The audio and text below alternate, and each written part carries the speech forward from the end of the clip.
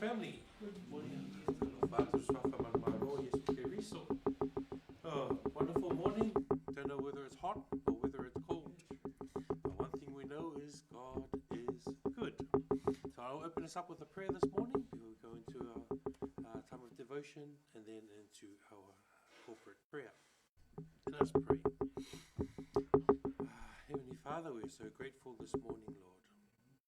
Thank you for bringing us here safely, Father, that we may come together as brethren, as your family, and as your children, Lord, that we may sing of your praises, read your word, Father, and pray to you, Father, for you are an awesome God.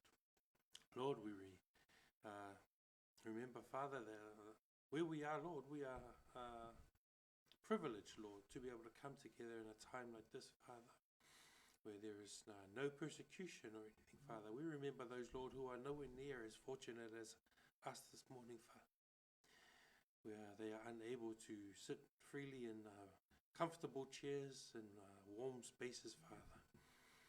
Yet they do it, Father, for the love of those, Lord, who are seeking for your word. And they do it, Father, because they love you, Father. This morning, as we come together, Lord, we come because we love you, Lord. And we want to hear your word. We want to fellowship together, Father, because of you. In Jesus' name we pray. Amen. All right, family, I invite you to join me in finding your books, Psalms 119. Salamo se lau se fulmaliva.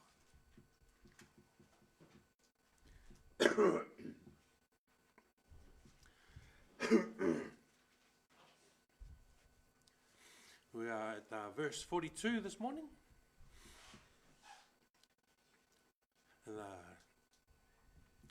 bit of background to it. The author is unknown. The time is post-exilic period, around about 539 BCE. It was likely, possibly, during or after the return from the Babylonian exile. The audience is the Israelites.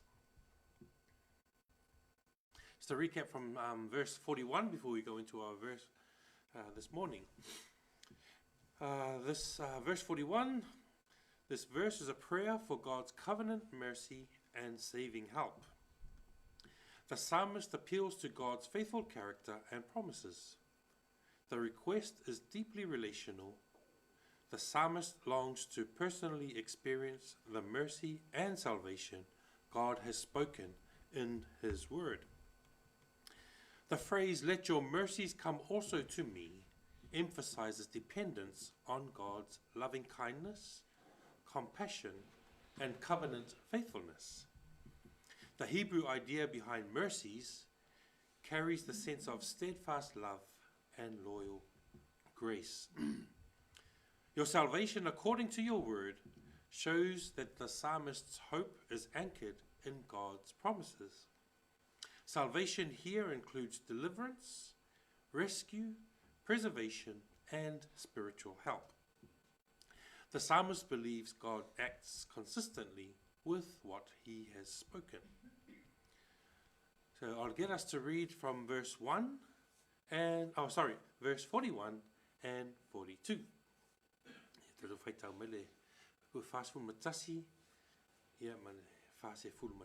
read it first in Samoan and then in English. Ia o mai I ia, ia o mai fo ia te apolo o lofa I o mai. O lau o le tanga, e tusa malawa fionga.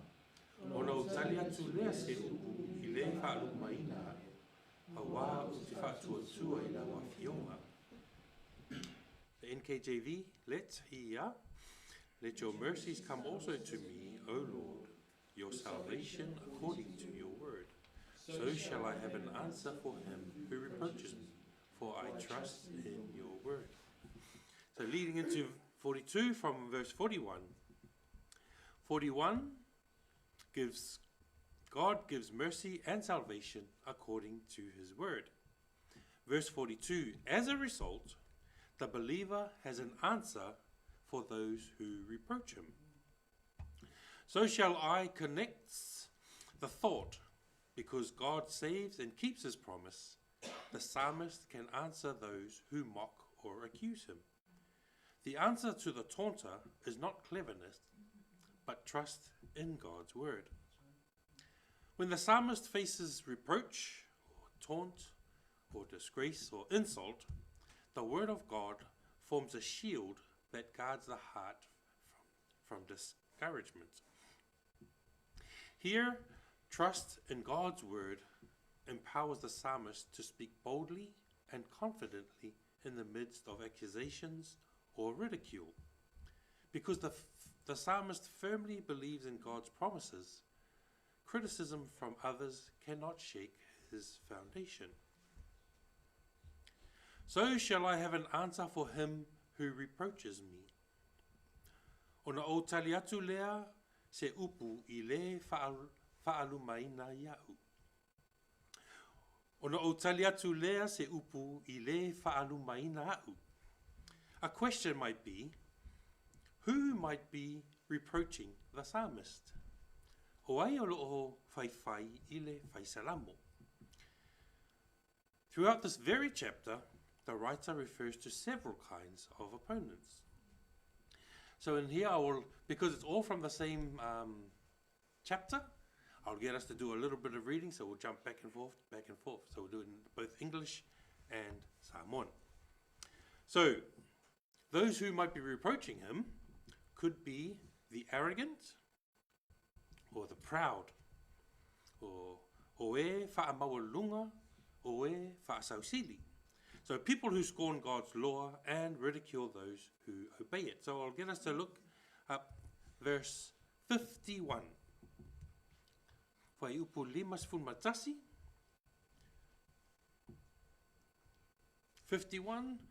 Who might be reproaching the psalmist? 51. Iya in English. The proud have me in great derision. Yeah, up there. 51 in Samoan. Iya. Let's jump to verse 69. The proud, the proud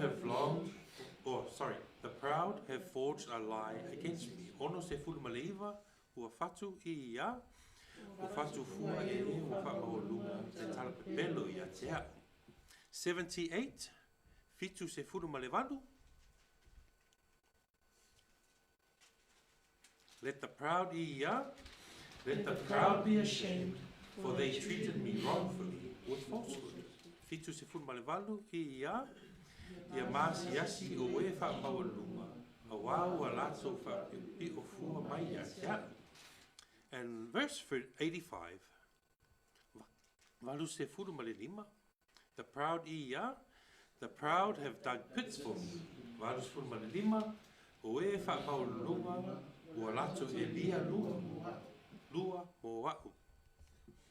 Others who might be reproaching are the princes or the rulers, or ali'i, or e pule, or people with influence. Let us go backwards and look at verse 23. Lua se fulu maletolu.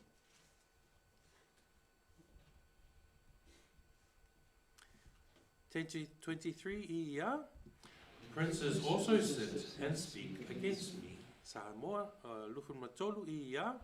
Sa nofo lava li'i mawhai upu ia te au. And let's jump all the way up to verse 161. Se lau ono se fulu maletasi. 161. Se lau ono se fulu maletasi. Princes ia. Princes persecute me without a cause. Se lau ono se fulu maletasi ia. Who else could be reproaching? The wicked in general. So those who reject God's commandments and pressure the faithful to compromise. Another question might be, why would they reproach him? This isn't just mild teasing or sarcastic comments. In this psalm, it could mean public humiliation, fa'alumaina iluma o tangata, being shamed in front of others, religious ridicule, tauemu ile fa'tuatua, mocking someone's trust in God as foolishness or naivety. Also, social pressure, being treated as less credible, less respected, or on the wrong side. Sometimes even verbal attacks tied to suffering. If God is really with you, why are you struggling? O nisi taimi, e o lava I upu whati ngā e so o tai mapupua ngā. A whai e moni o ia te oile atua, ai se a la wa e ti ngā ina ai.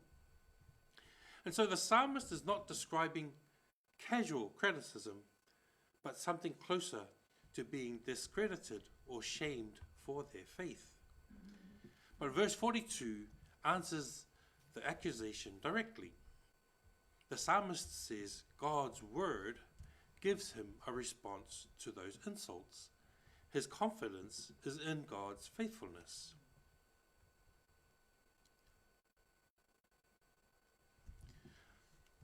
I'll give some scriptures if you could look up from Mole in the Samoan. We'll get the Samoans to read it and I'll read it out in English.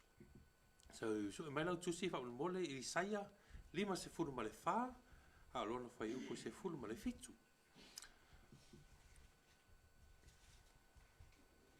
Isaiah 5:4, alona whai upo 4:5.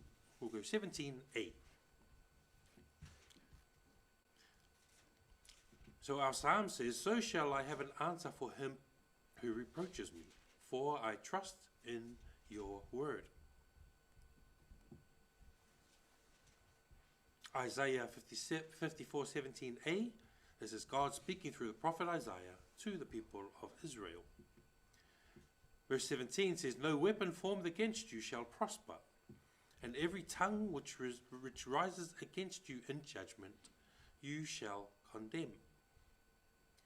Whaasamoa whamanmole, o au penga I ia, o au penga uma whaia tau o le manuia ia, o lau whaiva uma whina watu ia te oe, I le whaamasinonga e te whaasara ina hai ia.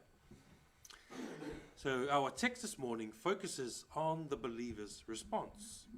I can answer those who reproach me because I trust in God's word. But Isaiah focuses on God's protection and vindication.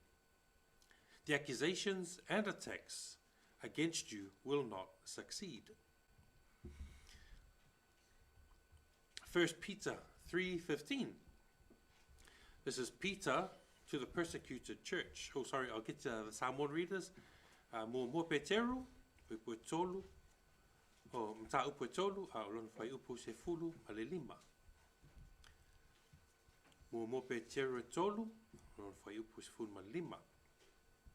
I'll read it in English. So this is Peter to the persecuted church, or the persecuted Christians. Verse 15, "But sanctify the Lord God in your hearts, and always be ready to give a defense to everyone who asks you a reason for the hope that is in you, with meekness and fear." I'll read that once again, sorry, 1 Peter 3:15. "But sanctify the Lord your God in your hearts, and always be ready to give a defense to everyone who asks you a reason for the hope that is in you, with meekness and fear." Mo Peteru tolu hoi pues lima aia ia pa ia le li le tua yo o toloto. Ia saunia pe lava o to taliatu manang malu man matau ia to uma e sili mai ate o to ile winga al fa moi o lo ia te o to.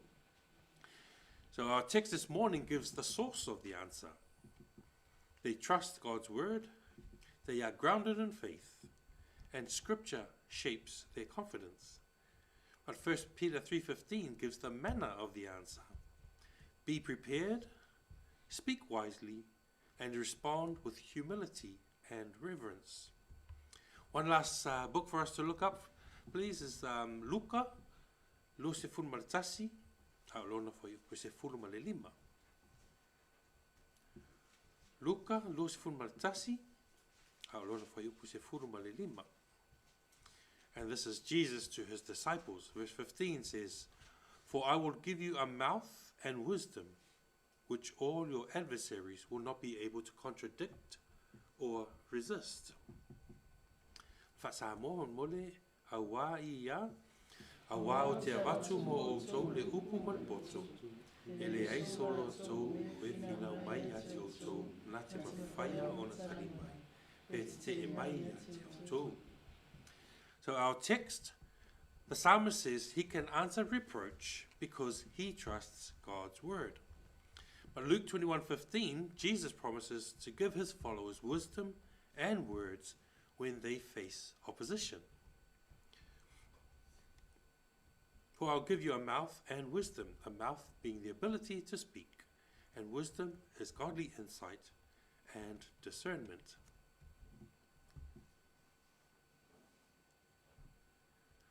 The psalmist connects trust in God's revealed word with the ability to respond to shame, accusation, or opposition.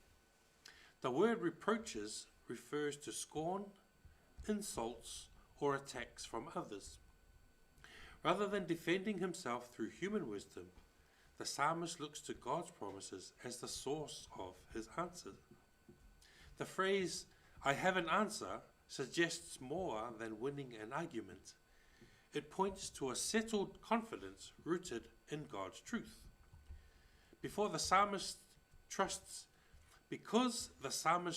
God's word, he is not silenced by criticism or intimidation. The verse sits within a large section emphasizing dependence on God's mercy and faithfulness.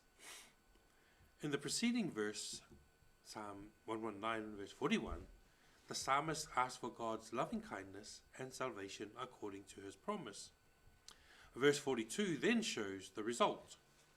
God's fulfilled word becomes the believer's defense before opponents. Let's give this one a shot. O loo whaapea mai le whaisalamo, o a whai mai pe te e mai tangata ia te ia. O le whaalango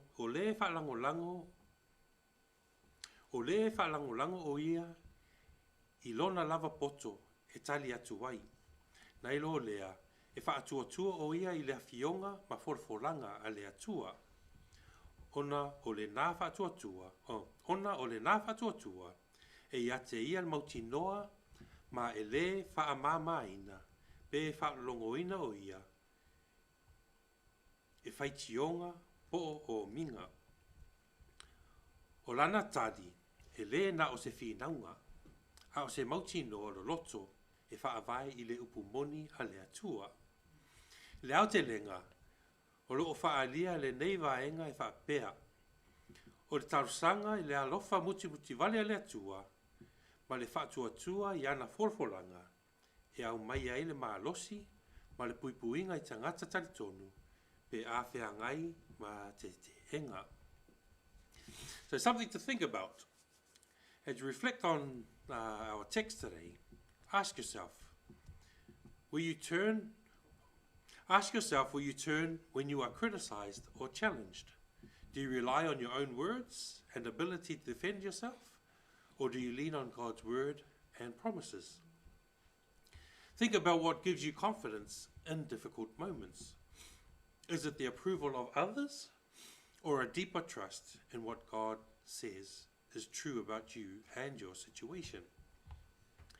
Notice how you respond when you are insulted or pressured.